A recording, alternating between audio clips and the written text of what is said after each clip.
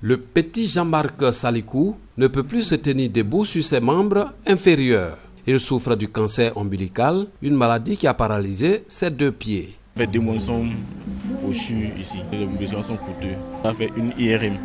La petite Hélène Amena Ndri, elle, n'a qu'un seul œil pour voir. Dans le noir là, il y a un petit blanc. Non, les gens disent c'est cataracte. Comme nous, on ne connaît pas, on n'a jamais vu ça aussi. On est parti à l'hôpital, c'est ça, le docteur nous a dit c'est une tumeur. Tumeur de l'œil, du pourtour de l'oreille ou de la joue, autant de cancers dont souffrent plus de 250 000 enfants dans le monde. En Côte d'Ivoire, selon le ministère de la Santé et de l'Hygiène publique, 2600 enfants malades du cancer ont été enregistrés de 2012 à 2015. Le cancer de l'enfant est devenu un problème dans le monde entier. Le taux de guérison se situe entre 10 et 30%. C'est une tragédie. Cette journée est pour nous l'occasion de vous réitérer notre engagement à poursuivre inlassablement nos efforts pour une intervention efficiente et plus efficace. Se serrer les coudes pour vaincre le cancer de l'enfant en Côte d'Ivoire, les maîtres mots de Yolande Bakayoko, la marraine de la célébration de la Journée internationale du cancer de l'enfant au CHU de Treichville. La plus grande preuve d'amour, c'est de les emmener à l'hôpital. Nous devons tous être solidaires pour soulager nos enfants et leur permettre de recouvrer totalement la santé. Plus de 100 000 enfants atteints de tumeurs de l'œil, ombilical ou du pourtour d'oreille perdent la vie dans le monde chaque année. 4 enfants sur 5 peuvent guérir de la maladie si elle est diagnostiquée et traitée à temps. Anouloto à nouveau sur le terrain. Route de Bassam, 2 escales pour constater l'avancée des travaux de construction d'un centre de groupage d'ordures et surtout voir de plus près l'état de la baie marine. Après les opérations de déguerpissement, le bord de mer se transforme en dépotoir. Un syndicat de transport en commun y a même posé ses valises. On peut créer des nuisances sur l'autoroute. Parce que l'autoroute, là, c'est fait pour ne pas s'arrêter. C'est pour ça que tout ce monde a été déguerpi. Et maintenant, vous venez vous installer ici. Ici, là, c'est pas possible. La ministre estime que l'implication de certains ministères est indispensable. Une action concertée pour plus d'efficacité.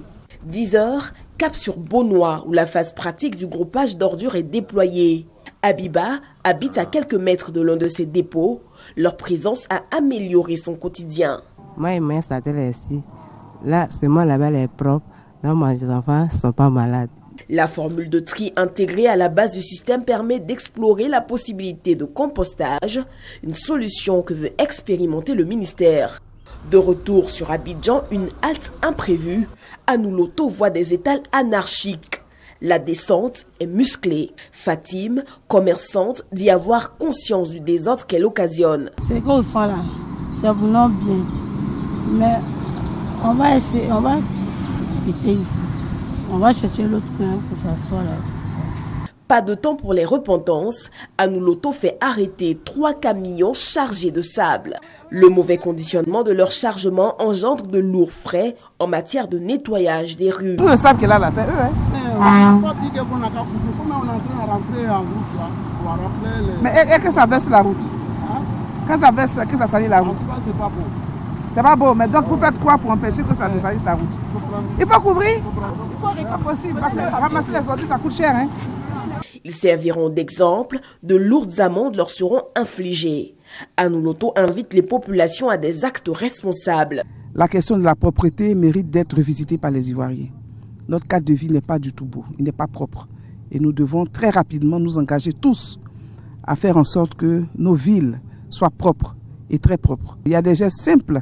Ne pas nous débarrasser de nos déchets que nous produisons dans la rue. Il faut toujours chercher à trouver donc un bac à ordures, une poubelle. Et quand on n'en a pas, ben on conserve ce sachet. On attend simplement de rentrer chez nous et puis de le mettre à la poubelle. La rue n'est pas une poubelle. Et la ministre promet plus d'actions terrain du genre. La bataille pour la salubrité est engagée.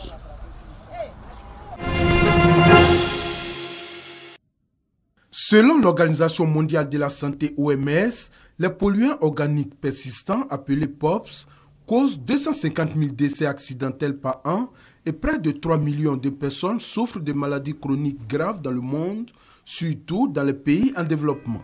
Les pays en développement sont particulièrement exposés aux risques que représentent les POPs parce qu'ils n'ont pas accès aux technologies et moyens de contrôle et de suivi. En Afrique, par exemple, pas moins de 50 000 tonnes de pesticides périmés contaminent le sol, l'air, l'eau et les sources d'aliments. Un polluant organique persistant, c'est un produit chimique qui vérifie 4 propriétés, 4 critères. Il est dangereux pour l'homme et l'environnement. Ces pesticides se trouvent souvent à proximité des populations, notamment les plus pauvres. Cette formation à l'intention des enseignants et élèves de l'enseignement secondaire général vise donc à les sensibiliser afin de leur permettre d'avoir une meilleure compréhension des impacts sanitaires et environnementaux des POPs pour mieux assurer le relais dans leur milieu respectif. Les enseignants, ce sont des éducateurs.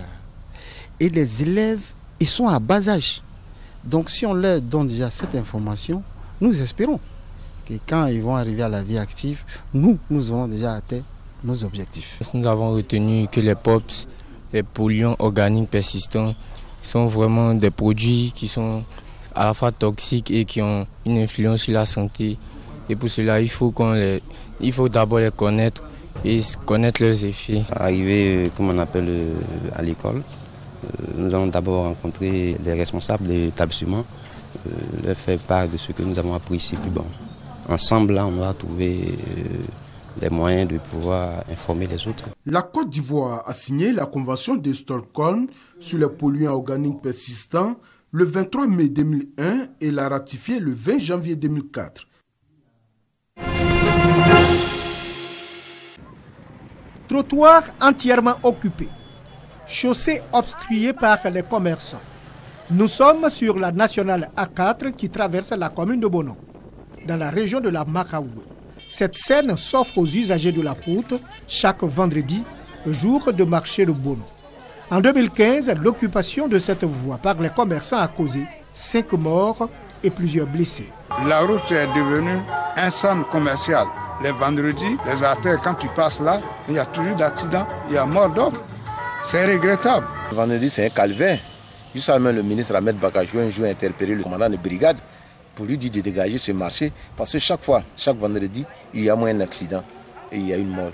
Cette situation est le résultat de l'absence de marché dans cette localité. Pourtant, à l'actif de Bono, 80% de la production de cacao et de café de la région de la Maraoué. Bono reste l'un des greniers en matière de vivrier en Côte d'Ivoire. Nous voulons un marché couvert, un bon marché. Parce que partout dans les villes, il y a des marchés. Les gens viennent ici, c'est grâce à nous, les gens d'Abidjan mangent. Les gens de la ville mangent. Mais pourquoi pas? Bono ne peut pas avoir le marché. C'est une ordure, ce marché-là. Il y a tout dedans. Il y a les eaux usées qui coulent. Et quand il pleut, non, on ne peut pas marcher. Le manque de marché à Bono n'est pas la préoccupation des autorités municipales seulement. Quand il pleut, ça nous fatigue. L'eau passe dans le marché, un nouveau marché, bien fait. Heureusement, cette situation est en passe de trouver une solution. En effet, le conseil municipal vient de donner quitus à la municipalité pour la construction des marchés modernes. Que quelqu'un accepte de venir investir 3 milliards de nos jours au profit de Bono, c'est une chance qu'il faut attraper. C'est ce que le conseil a compris effectivement en m'autorisant de réaliser. Une décision saluée par l'ensemble des chefs traditionnels et coutumiers de Bono. Ces zèbres n'ont pas perdu leur rayure, ce sont des quaggas. Depuis le 19e siècle, cette sous-espèce du zèbre a disparu de la surface du globe. Chassé par les colons qui décimaient la faune africaine, le quagga n'existe plus. Le dernier spécimen est mort aux eaux d'Amsterdam en 1883. Mais à 2 heures au nord du Cap, un petit groupe de scientifiques assure avoir réussi à recréer cet animal disparu. On essaye en quelque sorte de réparer les dégâts écologiques qui ont été faits il y a longtemps. Et on essaye d'obtenir une petite population d'un animal emblématique qui vivait en Afrique du Sud. Depuis 30 ans, le projet Quagga a sélectionné des spécimens particuliers de zèbres. L'objectif, obtenir un animal qui ressemble parfaitement à celui qui peuplait les plaines sud-africaines il y a quelques siècles. On fait un élevage sélectif. On cherche activement les zèbres qui ont peu de rayures et on les met ensemble dans un groupe. On concentre les gènes sans rayures et ainsi, chaque génération a de moins en moins de rayures. Certains détracteurs estiment qu'il n'est pas nécessaire d'interférer avec la nature et que ces expériences ne permettront pas d'obtenir un vrai quagga. Mais les scientifiques défendent leur projet. L'ADN montre qu'il s'agit de la même espèce que les zèbres de plaine. Ils sont identiques. C'est comme une variété ou une sous-espèce des zèbres de plaine, mais pas une espèce différente. Si cela avait été le cas, alors ce projet n'aurait pas pu être justifié d'un point de vue scientifique. Difficile de contester les résultats. 100 animaux sont déjà nés depuis le lancement du projet et la 5e génération affiche une ressemblance frappante avec les zèbres disparus. Dans un avenir lointain, ces quaggas du XXIe siècle pourraient repeupler les plaines sud-africaines.